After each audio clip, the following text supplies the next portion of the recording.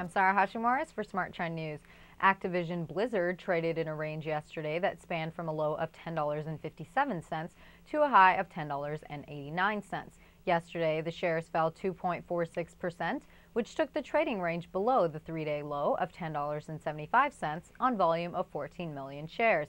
Shares of Activision Blizzard are currently trading below their 50-day moving average of $11.56 and below their 200-day moving average of $11.47. Look for these moving averages to provide resistance for a short-term rebound in the shares.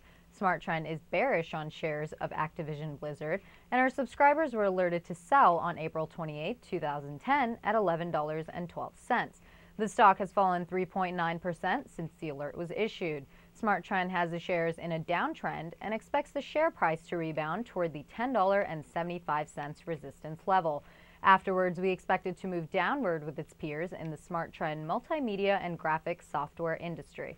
I'm Sarah Hashimoris for SmarTrend News. For more news and market analysis throughout the day, visit our website, tradethetrend.com, or subscribe to our YouTube channel, Trade the Trend.